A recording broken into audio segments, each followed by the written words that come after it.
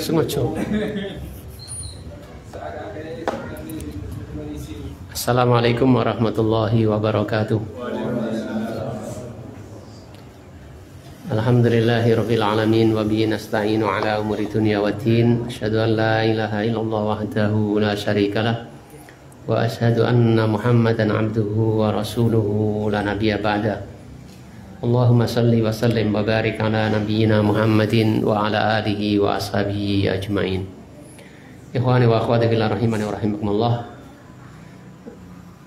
Kita bersyukur kepada Allah Subhanahu wa taala yang kembali memberikan kesempatan kepada kita sekalian bisa hadir di tempat ini, bisa saling bermuajahah, saling bertatap muka, bisa mengetahui keadaan masing-masing kita setelah mungkin ketika tidak ada ini, kemana saudara kita ini, apakah sakit atau panen kita ya, sekarang hadir tahu kita gitu.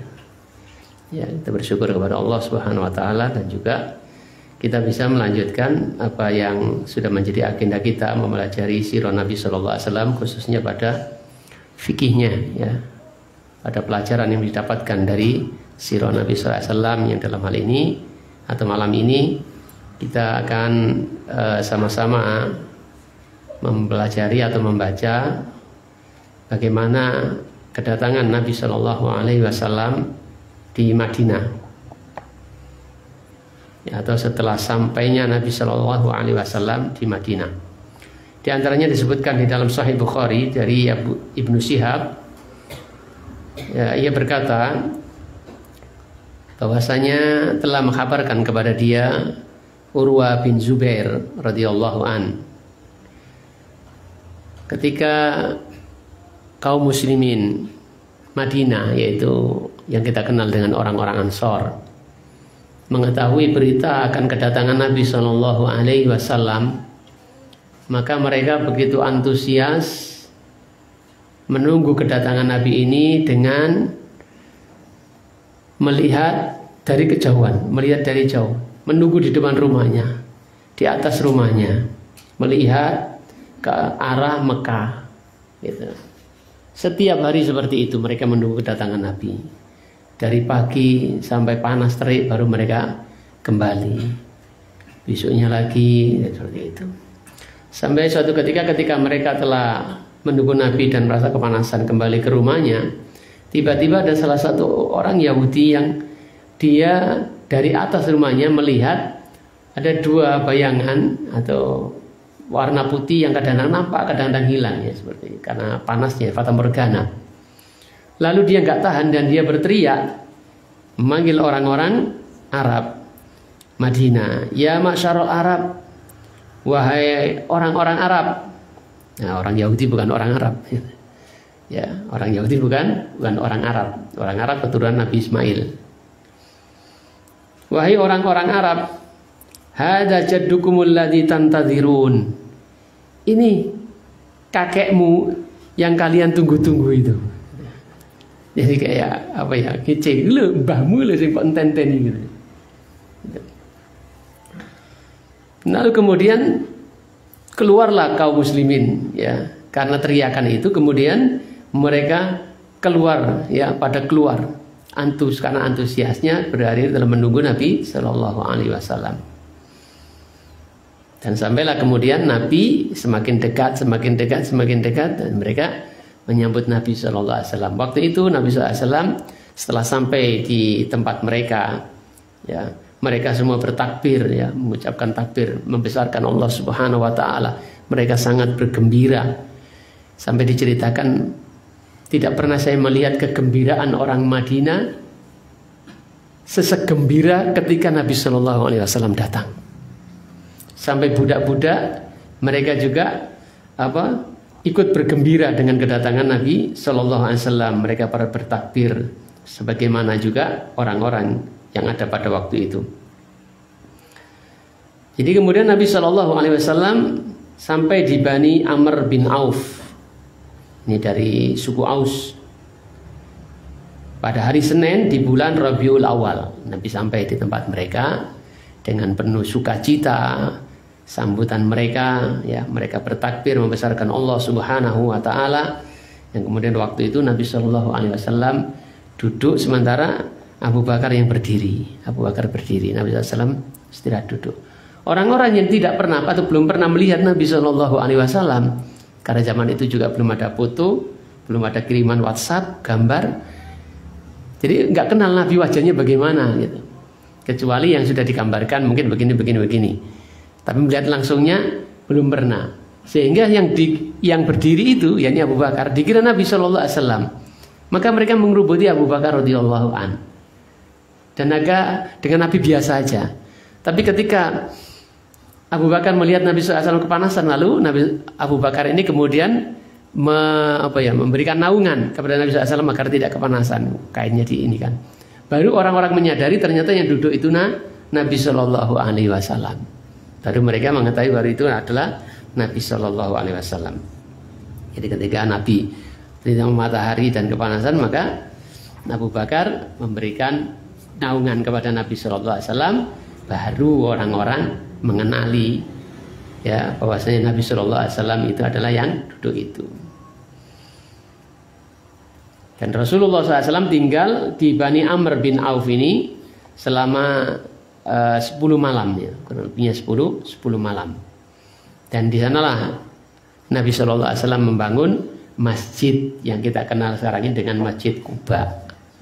Masjid yang dibangun oleh Nabi pertama ketika sampai di Madinah, bangun Masjid Quba. Sampai di sini kita mengambil pelajaran bahwasanya ada suatu sunnah gitu, menyambut orang yang dimuliakan, ya. Sudah dari sunnah dari para sahabat ini menyambut orang yang dimuliakan, ya, apakah itu pejabat atau orang-orang yang dalam arti pemimpin secara akhlak, yaitu para ulama, ataupun orang tua kita, orang yang kita muliakan, gitu. Jangan kemudian orang tua kita datang lalu kita cuekin, gitu. Ini nggak sesuai dengan tuntunan dan sunnah yang ada dalam agama kita. Ya, orang lain bisa kita muliakan sedemikian rupa, gitu, bosnya atau apanya, tapi orang yang seharusnya dan wajib kita berbakti, kita muliakan malah tidak. Nah, ini keliru gitu ya. Justru orang tua ini harus diutamakan pertama gitu. Karena surga kita anak-anaknya ada pada kakinya. Keridhaan Allah terletak keridhaan mereka. Ridallahu fi ridha walidaini wa sukhtullahi fi sukhtil walidaini. Jadi keridhaan Allah tergantung keridhaan orang tua kita, dan kemurkaan Allah tergantung dengan kemurkaan orang tua kita. Nah, kecuali kalau orang tua kita murka karena kita nggak taat ketika disuruh maksiat. Nah, ini beda lagi. Gitu ya, beda lagi. Jadi kita lebih nggak enak dengan Allah daripada dengan orang tua. Ya, tetap pertama adalah Allah Subhanahu wa taala. Tapi dalam hal yang ma'ruf biasa, ya, maka kita harus memuliakan orang tua, termasuk ketika orang tua datang kita harus menyambutnya. Jangan orang tua datang ke rumah kita malah kita sembunyi. Ya, ketika kita tidur dibangunkan anak malah nggak bangun, wis biasa orang tua teko. Ya nggak begitu. Gitu. Ajarannya bukan begitu. Gitu. Ya, kita harus senang, merasa senang orang tua kita datang. Yang seharusnya kita harus mendatangi mereka. Ya, silaturahmi kepada orang tua kita. Ini orang tua kita datang, ya mestinya kita senang. Ya. Dan kita mestinya merasa bersalah dan harus kita sambut, kita muliakan dan sebagainya. Ya, kita mengambil adab ini dari orang-orang Ansor atau sahabat-sahabat Madinah yang menyambut Nabi Sallallahu Alaihi Wasallam sebagai orang yang dimuliakan. Dan ini juga menunjukkan akan kecintaan para sahabat. Ya, kita langsung saja ambil faedahnya, ya, karena mungkin kalau kita ceritakan sampai ceritanya saja selesai. Ya, kita ambil faedahnya sampai kita rasa cukup waktunya. Dan ini adalah bentuk rasa cinta para sahabat kepada Nabi Sallallahu Alaihi Wasallam. Gitu. Cinta yang sesungguhnya, cinta yang tidak dilandasi karena pernah melihatnya. Seorang mungkin bisa mencintai karena dia melihat. Ini biasa. Cinta yang biasa seperti ini. Saya tertarik dengan si A karena saya lihat dia cantik, dia ganteng, dia baik, ya dengan kita. Ini biasa cinta seperti ini. Kalau kita bisa mencintai sesuatu yang tidak nampak oleh kita, gitu, maka itu betul-betul cinta, gitu ya. Betul-betul cinta yang sesungguhnya. Kita mencintai Allah Subhanahu Wa Taala yang tidak pernah kita lihat. Kita sangat merindukan Allah Subhanahu Wa Taala, merindukan Rasulullah SAW yang tidak pernah kelihatan. Ini betul-betul cinta yang berangkat dari iman. Begitulah yang dirasakan oleh para sahabat di Madinah. Belum pernah melihat Nabi, ya. Mereka percaya, beriman kepada Nabi SAW, menyatakan syahadat dengan utusan-utusan Nabi SAW, di antaranya Mus'ab bin Umair, ya, yang datang ke Madinah, yang berdakwah di sana sebelum Nabi datang. Kemudian yang hijrah sebelum Nabi SAW. Kemudian juga orang-orang Madinah yang berbaiat kepada Nabi SAW di Baitul Aqabah. Mereka telah beriman kepada Rasulullah SAW dan menyampaikan Islam ini di Madinah. Sampai digambarkan tidak ada di Madinah rumah yang penghuninya tidak kenal dengan Islam. Saking semangatnya mereka dalam berdakwah ini. Sampai tidak ada rumah di Madinah kecuali penghuninya sudah tahu Islam, walaupun mungkin ada yang belum mengimaninya. Itu salah satu dari rumah tersebut penghuninya ada yang sudah masuk Islam. Maka ketika Nabi SAW sampai di Madinah, maka gegap gempita luar biasa sambutan mereka. Karena merindukan orang yang diimaninya, orang yang dicintainya. Ketika orang Yahudi berteriak, "Hei orang Arab, kulo mbahmu teko," gitu. Maka mereka pure keluar semua. Yang sebelumnya mereka kepanasan, balik ke rumah, masuk ke rumah, keluar semua. Antusias mereka. Ketika betul-betul yang dilihatnya adalah Nabi yang datang, mereka dengan sukacita, gembira, bertakbir membesarkan Allah Subhanahu Wa Taala. Dan semestinya begitu.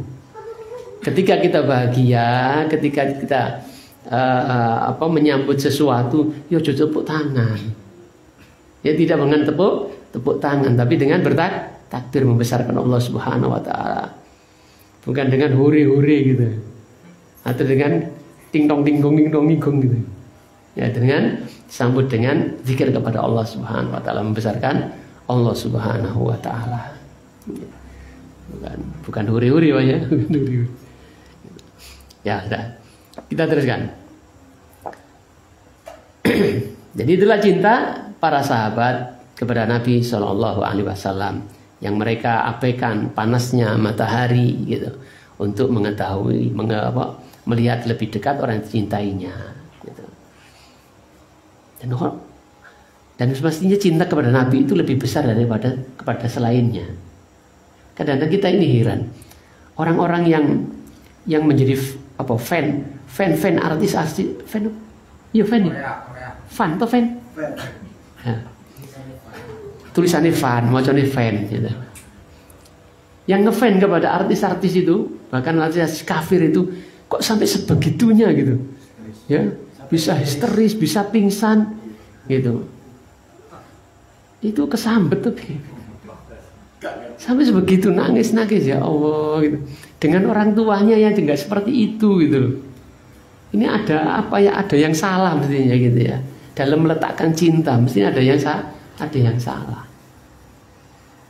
Mengidolakan orang kafir, mencintai orang kafir. Yang seharusnya kita barok kepada orang kafir, malah kita berikan walak kepada mereka, pada artis-artis itu. Sampai segala hal yang mereka pakai ingin dimilikinya. Segala gaya yang mereka tampilkan ingin ditirunya. Segala pakaian yang mereka pakai ingin dicontoh seperti itu. Itu orang-orang Islam, teman-teman saudara-saudara kita gitu. Ini seharusnya tidak boleh terjadi, ya, tidak boleh terjadi. Bukankah Rasulullah SAW telah mengingatkan agar kita tidak mengikuti orang-orang kafir, ya, tidak mengikuti orang-orang kafir, menyerupai mereka. Man tashabbaha biqaumin fahuwa minhum. Karena siapa menyerupai suatu kaum, maka dia termasuk golongan dan kaum itu gitu. Mereka begitu mencintai yang seharusnya tidak begitu cintanya. Ya. Mereka seharusnya mencintai Allah Subhanahu wa taala. Ini yang paling besar cintanya sebelum cinta kepada makhluknya. Cinta kepada Tuhannya. Setelah itu mencintai Rasulullah SAW. Yang cinta ini setelah cinta kepada Allah Subhanahu wa taala, yang cinta ini lebih dibandingkan cinta kepada orang tuanya, lebih tinggi daripada cintanya kepada anak-anaknya, bahkan lebih cintanya kepada dirinya sendiri. Ya, setelah mencintai Rasulullah, baru mencintai orang tua, ibu, baru bapak, kan begitu. Kalau yang wanita yang punya suami, baru suaminya, gitu. Nah, seperti itu. Ini orang lain, bukan siapa-siapa, bukan kerabat, bukan bahkan orang kafir, kok demikian cintanya. Ini khawatir. Kemudian kita khawatir yang terjatuh kepada suatu kesalahan, bahkan mungkin kesyirikan. Karena mencintai makhluk Allah lebih daripada cintanya kepada Allah Subhanahu wa taala. Yuhibbunahum kahubbillah. Wa minan nasi may yattahidu min dunillahi andadan. Ada orang-orang, ada sebagian dari orang-orang yang menjadikan selain Allah sebagai Tuhannya. Wa minan nasi may yattahidu min dunillahi andadan, sebagai tandingan-tandingan untuk Allah. Yuhibbunahum kahubbillah. Mereka mencintainya seperti cintanya kepada Allah Subhanahu wa taala. Jadi ini sudah masuk cinta ibadah ini, yang seharusnya diberikan kepada Allah, diberikan kepada selain Allah, kepada makhluk. Ini hendaknya perhatikan. Jadi beribadah itu bukan kok terus nunduk-nunduk ke yang diibadahi, tidak selalu begitu. Korban itu juga ibadah, berdoa itu ibadah, termasuk mencintai, rasa takut dan sebagainya. Jadi cinta kita harus lebih kepada Allah Subhanahu wa taala, nggak boleh disejajarkan. Gak bisa disejajarkan. Allah mengatakan tadi, wa minan nasi may yattahidu min dunillahi andada. Ada sebagian dari manusia yang menjadikan selain Allah sebagai tandingan untuk Allah. Allah Subhanahu wa taala itu Tuhan, mereka dijadikan tandingan sebagai Tuhan selain Allah. Yuhibbunahum kahubbillah. Mereka mencintai Allah seperti yuhibbunahum kahubbillah. Mereka mencintai tandingan itu seperti cintanya kepada Allah Subhanahu wa taala. Walladzina amanu asaddu hubbalillah. Sementara orang-orang yang beriman itu lebih sangat cintanya kepada Allah Subhanahu wa taala. Tidak boleh kepada yang lainnya atau sejajar dengan yang lainnya. Walaupun kita mencintai orang tua kita, gitu. Kalau mereka mengajak kepada kekafiran, tidak boleh diikuti, karena cinta kita kepada Allah Subhanahu wa taala. Ya, kita diperintahkan untuk taat bakti kepada orang tua. Tapi kalau orang tua kemudian mengajak kepada kemusyrikan, walaupun dengan mengancam, saya tidak akan mati gitu kalau kamu nggak mau ikut, ya tetap harus, ya monggo gitu. Kalaupun seperti dikatakan sahabat itu, Abu Hurairah kalau nggak salah itu, kalaupun ibu mempunyai nyawa 100 kemudian lepas satu-satu, ya, mengatakan kalau kamu nggak ikut sama ibu akan mati. Kalau ibu mempunyai 100 nyawa kemudian lepas satu-satu, sampai 100 saya tidak akan saya tidak akan bergoyang dari keyakinan ini, karena cintanya kepada Allah Subhanahu wa taala. Itu seharusnya orang yang beriman, gitu. Karena cinta itu adalah ibadah yang tidak nampak, ya, termasuk ibadah hati. Maka itu juga harus kepada Allah Subhanahu wa taala, dan para sahabat itu demikian itu. Makanya dalam peperangan Badar atau peperangan Uhud seperti yang kita sampaikan tadi di Al-Firdaus, ketika dalam perang Uhud yang karena ketidaktaatan sahabat yang menjaga Uhud, Ya, para pemanah yang menjaga Uhud tergiur dengan ghanimah, kemudian dia melupakan wasiat Rasulullah SAW, maka tetap bertahan apapun yang terjadi di sana, baik menang ataupun kalah. Kemudian mereka ini turun, akhirnya posisi Uhud ditempati oleh Khalid bin Walid dan pasukan yang waktu itu masih kafir, sehingga berbalik kaum muslimin yang akhirnya kocar kacir sampai Rasulullah SAW mendapatkan banyak luka. Ya, pelipisnya sobek, pipinya sobek, giginya rempal, bahkan di pipinya tertusuk dua besi yang ketika dicabut oleh sahabat dengan giginya sampai giginya juga tercabut, saking kuatnya itu menancap di Rasulullah SAW. Nah, itu para sahabat karena cintanya kepada Rasulullah SAW dibandingkan dirinya sendiri membentengi Rasulullah SAW. Jadi membentengi dengan tubuhnya, membentengi agar Rasulullah SAW tidak terluka, tidak diserang. Mereka rela mengorbankan dirinya untuk membentengi Rasulullah SAW. Sampai Mus'ab bin Umair gugur, sampai sahabat-sahabat kena panah, tumbak dan sebagainya karena melindungi Rasulullah. Itulah realisasi bentuk kecintaan para sahabat kepada Nabi yang lebih daripada cintanya kepada dirinya sendiri. Dan juga kisah-kisah heroik bagaimana kecintaan para sahabat kepada Nabi SAW yang mungkin tidak bisa kita sampaikan pada malam ini. Berbeda dengan pengikutnya Nabi Musa alaihissalam, orang-orang Yahudi beda banget. Ya. Kalau orang Yahudi berangkatlah ke Musa dengan Tuhanmu, kami duduk-duduk di sini aja. Tapi kalau para sahabat tidak demikian. Berangkatlah wahai Rasulullah SAW, kami akan selalu menyertaimu. Kalau kau cebur ke lautan, kami juga akan cebur. Kalau kau mendaki gunung, kami juga akan mendakinya. Itu para sahabat sebagai generasi terbaik panutan umat ini. Nah, kita teruskan ya.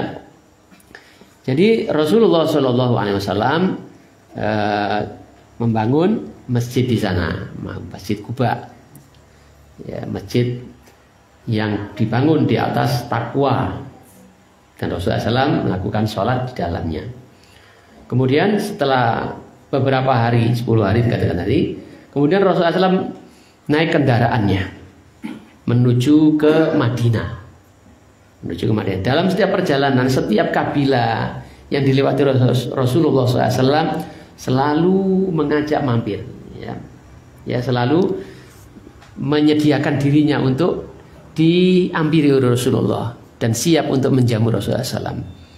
Tapi Rasulullah SAW menjawab dengan cara yang halus, ya, biarkanlah unta saya ini berjalan kemana dia berhenti. Gitu. Jadi Rasulullah SAW tidak mengatakan dengan mengatakan, oh maaf, saya nggak bisa berhenti di sini. Ini akan mengecewakan. Ya, kalimat ini walaupun dengan bahasa yang halus tetap akan mengecewakan karena bentuk perhatian mereka akan mengecewakan. Kalaupun nanti Rasulullah SAW berhenti di salah satu sahabat, pasti mereka akan berpikiran, waduh, gitu, direndahkan, atau merasa direndahkan, merasa iri dan sebagainya. Maka Rasulullah SAW menjawab dengan diplomatis, biarkanlah unta saya ini, biarkanlah unta ini di mana dia berhenti, saya berhenti. Ini adalah kecakapan bahasa Rasulullah SAW yang insya Allah tidak akan menimbulkan persepsi yang macam-macam. Orang tidak merasa diabaikan, tidak merasa direndahkan, ya, tidak merasa apalagi macam-macam pikiran-pikiran yang aneh-aneh tidak muncul. Gitu, dengan bahasa yang dimelatih seperti itu.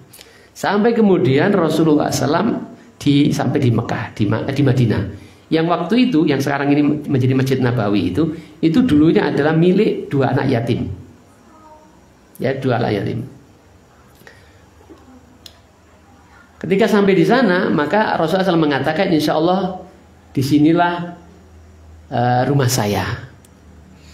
Lalu kemudian dia meminta kepada 2 anak yatim itu untuk membeli. Tapi kedua anak yatim itu mengatakan, tidak, kami bahkan saja kepada Anda wahai Rasulullah. Tapi Rasulullah SAW tidak mau menerima hibahnya dan membelinya dengan harga yang dibayar dari uangnya Abu Bakar radhiyallahu anhu.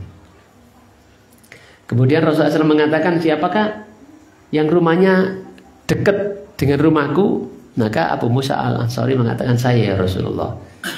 Rumah saya yang paling dekat dengan tempat yang panjenengan tunjuk itu. Maka setelah itu Rasulullah SAW tinggal di rumah Abu Ayyub al-Ansari. Ya, di Ayyub al-Ansari dan sambil membangun Masjid Madinah itu. Ya, sambil membangun. Jadi kurang lebih begitu ceritanya.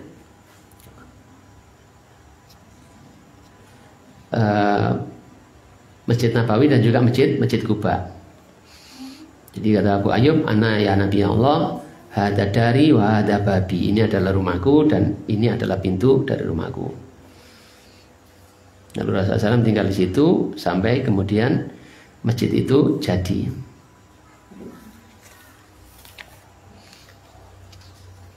Jadi banyak beberapa kisah disebutkan dalam beberapa riwayat yang tidak saya sebut di sini.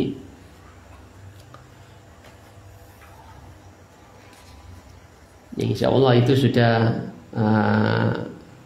apa namanya, sudah mewakili ya dari apa yang tertulis di sini.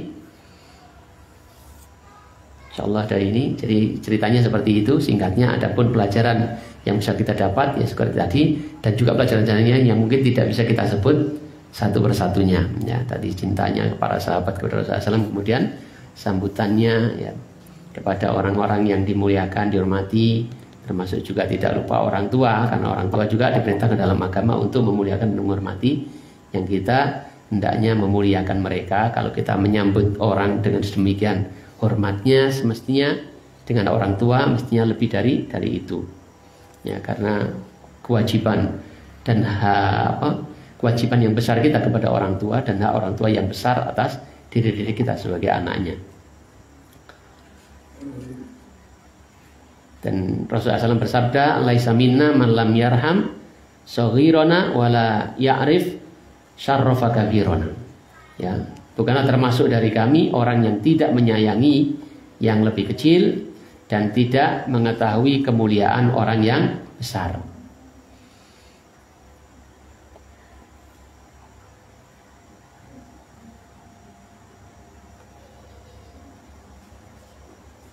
Nah, tadi sudah pelajaran yang lain tadi, sambutan para sahabat di mana ketika menemui Rasulullah SAW dengan penuh kegembiraan, maka mereka menyambut Rasulullah SAW dengan takbir, kaum muslimin bertakbir ya karena gembira menyambut kedatangan beliau SAW.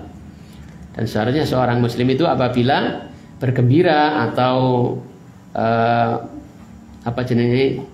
heran, kagum dengan kebesaran dan sebagainya, mestinya dia mengucapkan takbir atau memuji Allah Subhanahu wa taala.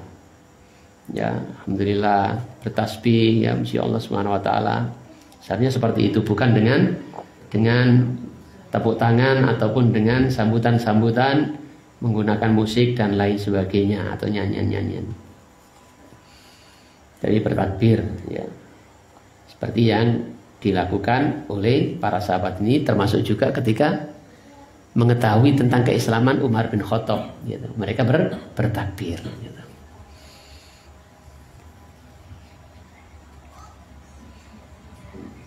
Ketika Rasulullah SAW sampai di Kuba, beliau SAW singgah di rumah Kalthum bin Hadam ya, karena sesungguhnya dia adalah pembesar kabilah.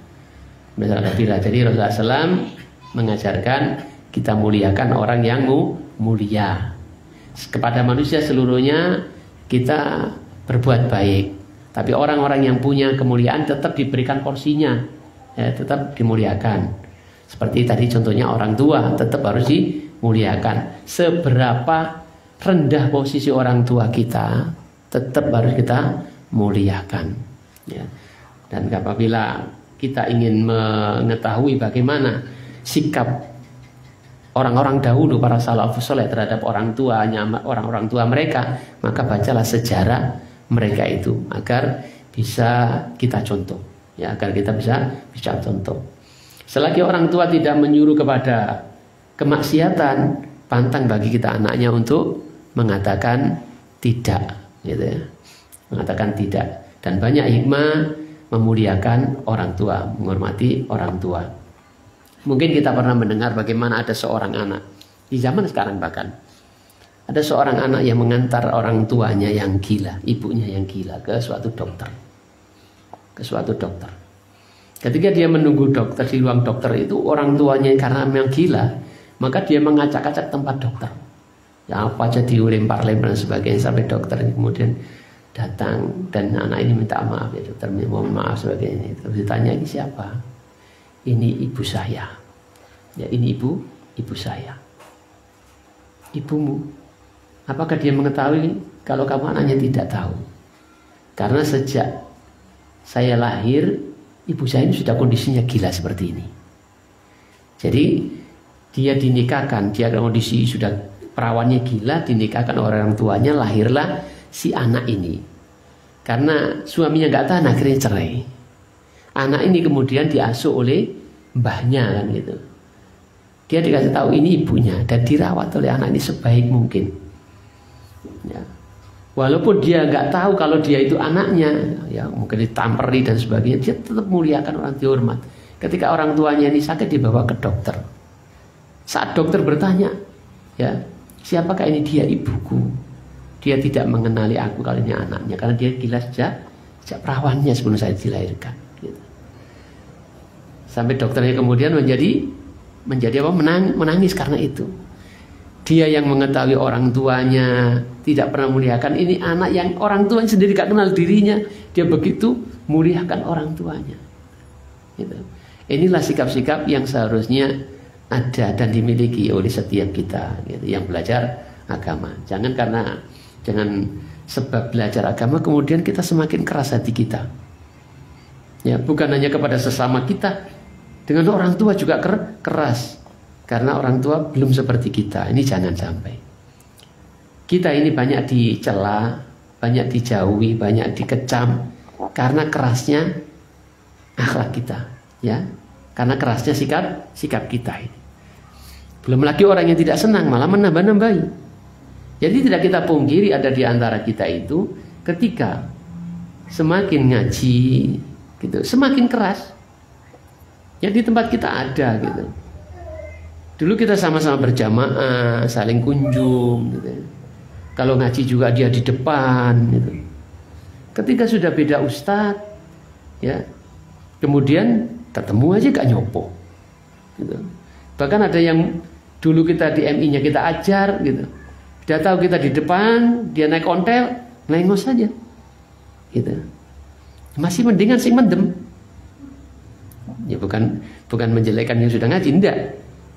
Dari sisi ini, ya, saya pribadi punya murid yang dulu saya ajar di MI. Ini murid yang juga ikut ngaji, bukan hanya di sekolah. Yang satunya pendeman. Ketika di pinggir jalan gitu, tele. Sepuntennya mawon Gus Bun nggih. Iya, mendem. Ya, jadi sepuran ya Pak Bun, hiburan. Lah kenapa jadi sepura teman? Kok jadi sepura kenapa? Aku mendem. Ada gitu. Ketika duduk di depan rumah gitu, depan rumah gitu. Bawa ngenteni sopo gitu. Tak konconi gitu. Langsung ngadeg ape nyebrang. Aku ya wedi kok ketabrak piye. Tak kodenge oh di baturi kok nambah nire. Aku suka Gus Bun. Lho gitu. Karena gak boso iku gak iso boso dibasak-basakno. Lah kok nambah ngono sing mendem ya ngene. Ya itu ada gitu. Sehingga yang disalahkan adalah ngajinya gitu. Gitu. Ngajinya. Jadi sebenarnya bukan salah ngajinya. Ya ini kita ini kadang-kadang melihat sesuatu itu hitam putih. Padahal hitam itu ya ono mangkae gitu. Gitu. Putih pun ya ono mangkae, orang kok blejet putih, blejet hitam gitu.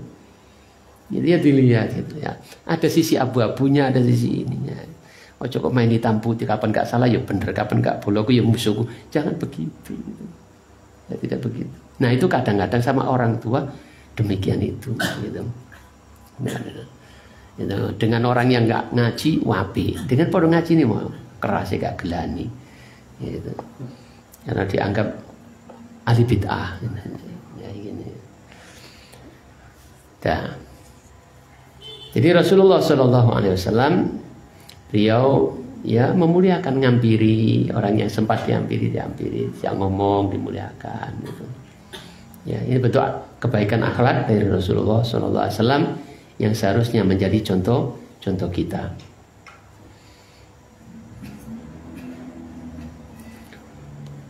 Kemudian pelajaran yang lain, jakai, kok jakai?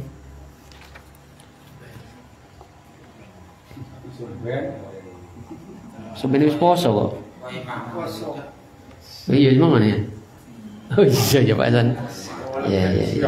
Ya sudah, itulah akhlak Rasulullah SAW yang semoga kita bisa mencontohnya. Wa innaka la'ala khuluqin adzim, yang berbicara dari Allah. Sesungguhnya engkau Muhammad betul-betul mulia, akhlak yang mulia. Sudah, kita tutup dulu dengan doa kafaratul majelis, karena setelah ini ada acara berikutnya yang juga tidak kalah pentingnya dan juga dinanti-nanti sebagaimana kita ngaji hari ini. Subhanakallahumma wa bihamdika asyhadu an la ilaha illa anta astaghfiruka wa atubu ilaik. Assalamualaikum warahmatullahi wabarakatuh.